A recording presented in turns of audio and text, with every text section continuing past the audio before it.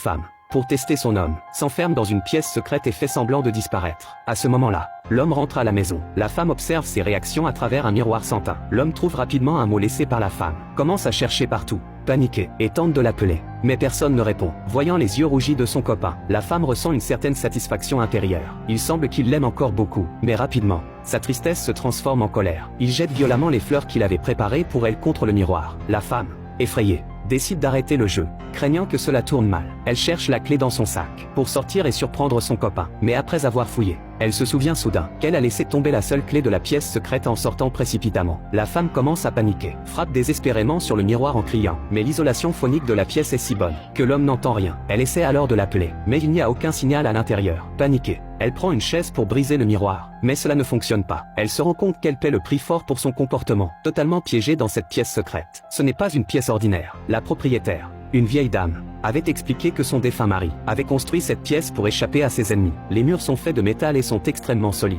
et les deux fenêtres sont en verre trempé à sens unique, permettant de voir tout ce qui se passe dans la chambre et la salle de bain. Un haut-parleur permet d'entendre les bruits extérieurs. Après ces explications, la vieille dame est partie vivre à l'étranger, et maintenant, personne ne sait que la femme est enfermée. Le soir, ne trouvant pas sa copine, l'homme rentre à la maison, bien qu'elle soit juste devant lui. Il ne peut pas la voir. Elle se tient derrière le miroir, s'excusant sans cesse, les larmes coulant à flot, rongé par la douleur intérieure. L'homme signale sa disparition à la police, mais on lui dit de rentrer chez lui et d'attendre des nouvelles. Les autorités mènent une enquête à leur rythme. Dans la pièce secrète, la femme commence à creuser les murs, se nourrissant de conserves périmées et buvant de l'eau contaminée. Quelques jours plus tard, l'homme regarde une vidéo laissée par la femme, mais se contente de dire avec mépris « Bonne chance ». La femme est submergée par la colère. Comment peut-il l'abandonner si facilement après seulement quelques jours? En le voyant entrer dans la salle de bain, elle, furieuse, donne des coups de pied dans les tuyaux, et voit des ondulations dans le lavabo. Elle croit entrevoir une lueur d'espoir et frappe le tuyau avec une barre métallique. Malgré la netteté des ondulations, les bruits de l'orage à l'extérieur couvrent tout. L'homme regarde le miroir, puis se retourne et s'en va. La femme sait que son espoir de s'échapper s'est encore évanoui. Un jour,